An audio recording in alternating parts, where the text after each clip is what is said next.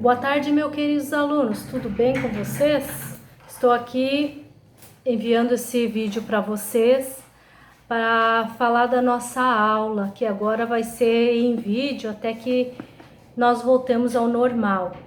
Então, essa aula é a terceira aula do 8º módulo, né?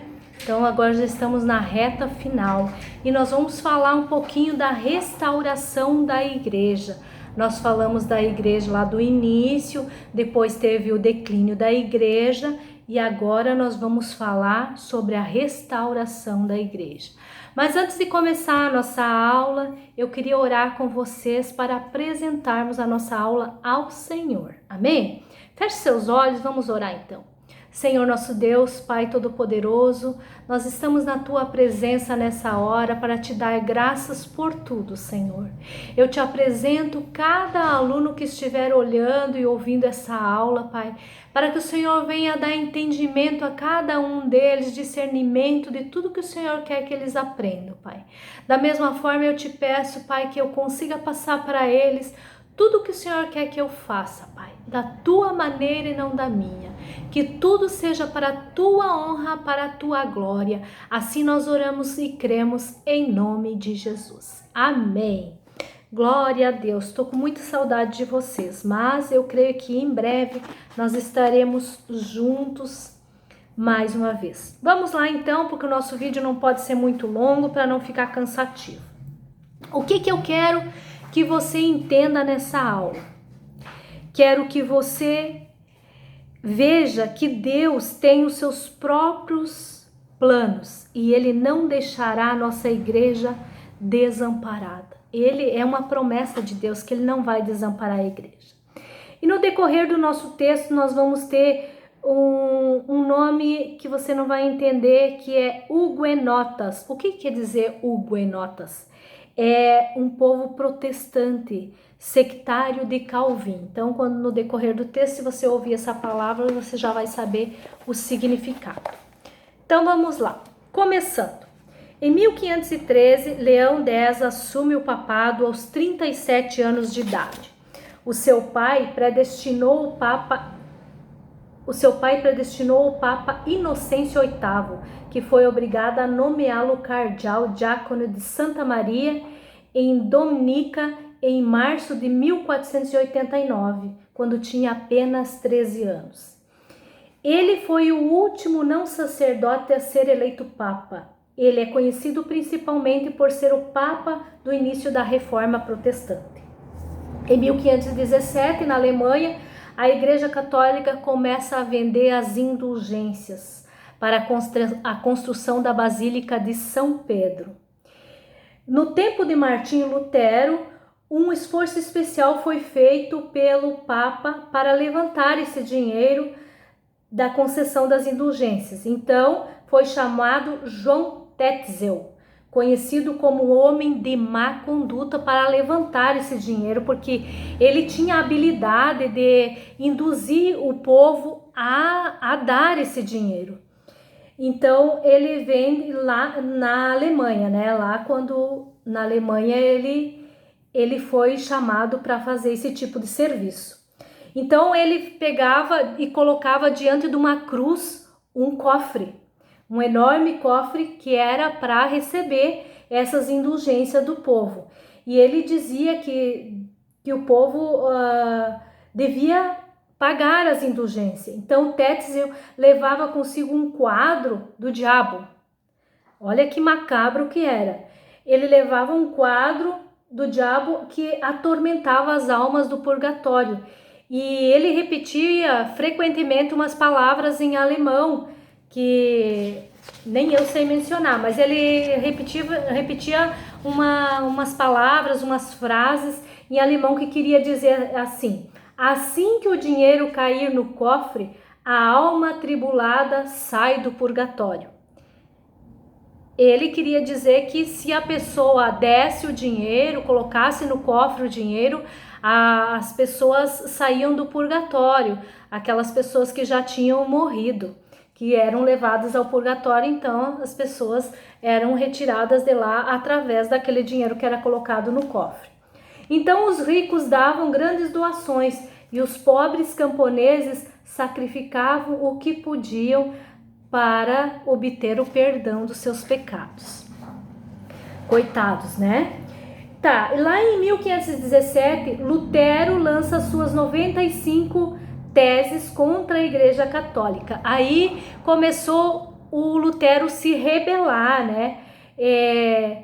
Ele foi contra a Igreja Católica, então ele se rebelou e afixando na porta da igreja de Wittenberg uma lista de 95 teses que foram amplamente debatidas. Elas pregavam o direito divino do papado e as indulgências, mas defendia a justificação da fé e a interpretação individual da Bíblia. Aí começou a grande confusão, né?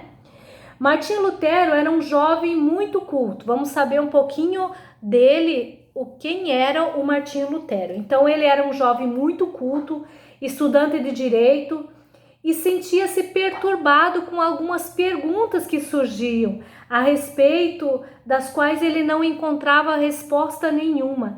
Ele era membro da Igreja Romana, né? Mas faltava-lhe qualquer certeza da sua salvação. Ele começou a se perguntar, ele começou a se questionar. Aquela preocupação levou ele a abandonar a carreira de direito e ir para um mosteiro para encontrar a respostas para aquelas perguntas, né? Então ele ficou lá naquele mosteiro.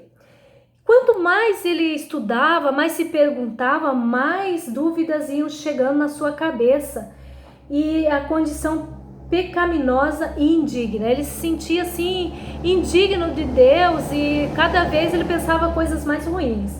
Então ele decidiu ir para Roma. No que é lá em Roma era o centro da religiosidade.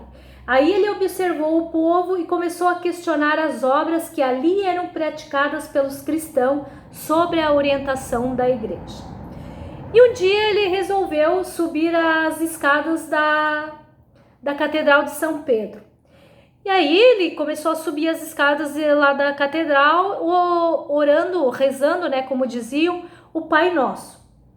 E a cada degrau ele orava para livrar a vida do avô dele do purgatório, porque ele tinha sido induzido ou ensinado da mesma forma lá na Igreja Romana, que para livrar os entes queridos, as pessoas que já tinham morrido do purgatório e tinham que dar as indulgências. Então ele orava o Pai Nosso para livrar o avô dele do purgatório. Então veio a pergunta para ele, no coração dele. Eu acredito que já Deus falando com ele, né? Quem poderia garantir que isso era verdade? Que ele fazendo isso ia livrar aquela alma ou as almas do purgatório, né?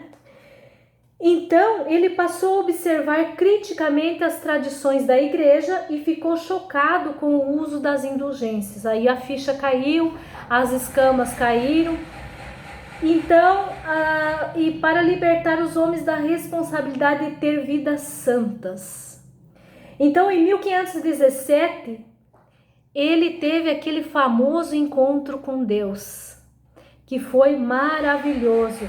Esse encontro com Deus, ele teve enquanto ele lia o livro de Romanos 1:6-17, que diz: Deus, pelo Espírito Santo, veio e vivificou a palavra da verdade. E Lutero percebeu que o justo viverá da fé. Eu imagino lá Lutero, né, lendo esse versículo. Ele ficou maravilhado, ele deve ter pensado, mas tudo que eu aprendi é errado. E agora, então, Deus nos justifica pela fé. Então ele comunicou a sua descoberta à igreja, querendo que todos expressassem a salvação pessoal. E a igreja romana o que fez? Condenou.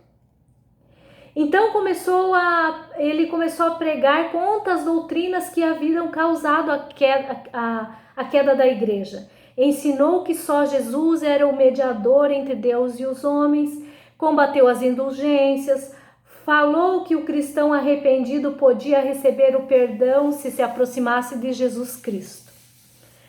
E aí a sua pregação conseguiu adeptos e acabou causando uma divisão na igreja, da qual se originou a Igreja Luterana. E aqui foi a formação da Igreja Luterana através de Lutero, por isso o nome luterana. Então logo Deus começou a usar outros homens para revelar os passos seguintes da verdade. E em 1521 o Papa Leão X, o que ele fez? Excomungou o Lutero, porque ele causou divisão da igreja. Ele estava ensinando uma coisa enquanto a igreja romana ensinava outra. Então o Papa disse, não, esse não me serve, ele vai causar um caos aqui dentro. E mesmo assim causou, né? Em 1536, Calvino publica sua principal obra, onde defende a teoria da predestinação. Nascido em 1509 em Genebra, tinha apenas 8 anos quando Lutero publicou as suas 95 teses. O calvinismo marca a segunda fase da Igreja Protestante.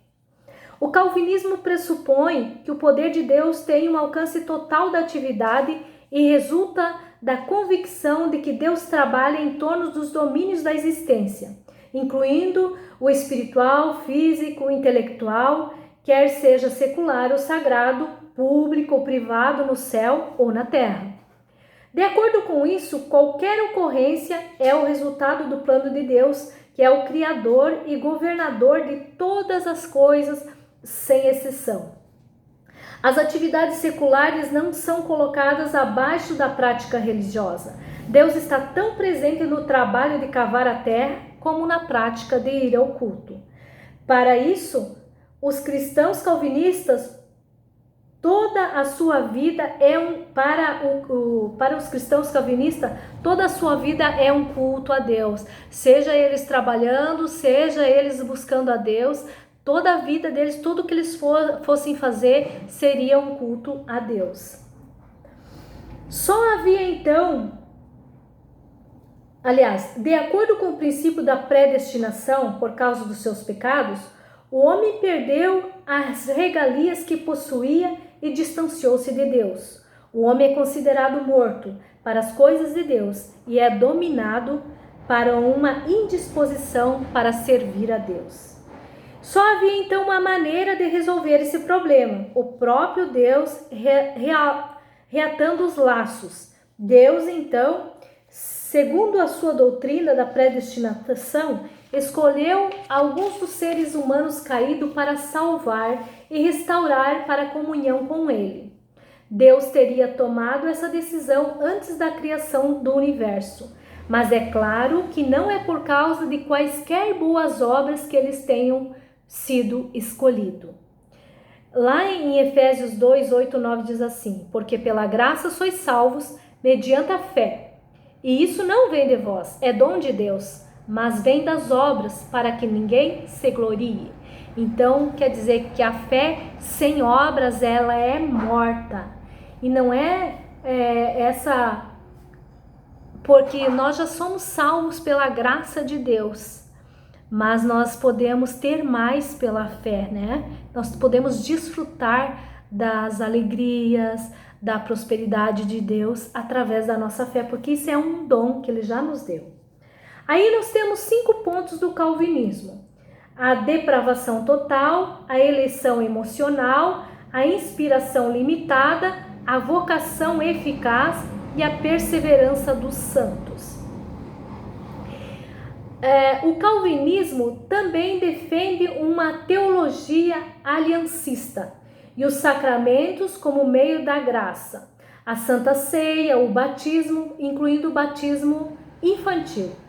Calvino, na sua principal obra, As Instituitas, diz, e agora são as palavras que o Calvino falou, tá? Na obra que ele fez aqui, na obra Instituitas. Eis aqui por que Satanás se esforça tanto em privar nossas criaturas do benefício do batismo.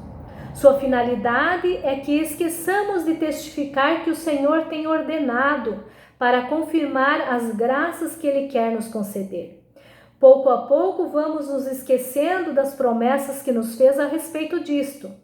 de onde não só nasceria uma ímpia ingratidão para com a misericórdia de Deus, mas também a negligência de ensinarmos nossos filhos ao temor do Senhor, porque não é pequeno estímulo sabermos que educá-los na obediência a Deus e saber que desde seu nascimento foram recebidos no Senhor e em seu povo, fazendo-os membros da sua igreja. Isso foi o Calvino que falou, né? Por causa do batismo, da Santa Ceia, principalmente do batismo dos pequenos, né? Das crianças. Mas em 1541, Calvino funda a Igreja Calvinista, a futura Igreja Presbiteriana. Aí nós já temos outras igrejas que já foram se formando, né? Através do Lutero. Em 1557, tivemos o primeiro culto protestante celebrado no Brasil. Foi no Rio de Janeiro, pelo pastor francês Pierre Riquet, na chegada dos huguenotas ao Brasil. Foi organizada a primeira Santa Ceia na Igreja Evangélica, glórias a Deus. Toda a expedição foi assassinada. 11 meses declarado como hereges pela Igreja Católica, mas o sangue derramado desses missionários foi a semente lançada no solo brasileiro para fazer do Brasil a maior nação de convertidos a Jesus Cristo. Glória a Deus pelas vidas deles, né? Que não foi em vão que eles morreram e que não seja, né? Que nós possamos avivar cada vez a nossa fé através deles. Em 1604, nasce na Inglaterra a Igreja Batista. Ubmar, Grebel e Mans começaram a duvidar da validade do batismo infantil. Aqui eles começaram a se perguntar se a salvação provinha da fé. Como é que uma criança que não tinha profissão de fé, como é que ela podia conceber o batismo? Começou as perguntas, né? E cada vez mais cristãos crescidos passavam pelo batismo nas águas. Então eles deixaram de batizar as crianças e deixavam eles ficar crescidos para batizar. Engrossaram a fileira de anabatistas que deram origem à Igreja Batista. Em 1730, Wesley lidera o maior avivamento da história da Grã-Bretanha e lança as bases do metodismo. A Igreja Metodista, ela foi fundada por Wesley, que ensinava que Cristo não havia somente providenciado um lugar para nós na eternidade, mas que ele nos oferecia uma vida nova e gloriosa no presente. Porque se estamos em Cristo, ele dizia, novas criaturas somos, é como diz a Bíblia, e temos a responsabilidade de viver como novas criaturas. Instituiu então a disciplina e o método do estudo da Bíblia, dando origem à Igreja Metodista. Aí é que começaram a ler a Bíblia, né? Não que não lesse anteriormente, mas começou um avivamento para saber mais de Cristo. Em 1835, Deus lançou mão de um ministério presbiteriano que pregava a existência de uma provisão de Deus para a cura das doenças do espírito e as do corpo, face à natureza dupla do homem, um ser material e espiritual. E Albert Benjamin Simpson fundou a Aliança Missionária Cristã e teve um tremendo sucesso com a campanha de cura. Aqui ele começou a pregar a cura, né? Em 1905, no início desse século, um avivamento no país de Gales, na Carolina do Norte, em Trópica, e em Los Angeles, liderado por cristãos que experimentavam o impacto do batismo do Espírito Santo. Oh, glória! O maior deles e de maior impacto foi o de Los Angeles, em 1906, que se chamou o Avivamento de Azusa Street. Os cristãos começavam a falar em línguas com fortes manifestações interiores. Muitos caíam no chão. A doutrina central desse movimento era o batismo do Espírito Santo, com a evidência de falar em línguas. Com a vivificação da verdade do batismo do Espírito Santo, Surgiu também uma ênfase renovada nos dons do Espírito, não dados pela graça de Deus, e o fruto que são dados pela graça de Deus, e o fruto formado no caráter do cristão por um processo gradual. Nos anos 50 e 60 houve a maior onda da cura divina da história da igreja, e nos anos 70 começou de forma forte a cura interior e a quebra de maldições. No fim do século XX foi marcado pela restauração da salvação em massa e o grande avanço da igreja. Hoje o Espírito Santo clama por cristãos que estão dispostos a continuar a restauração completa da igreja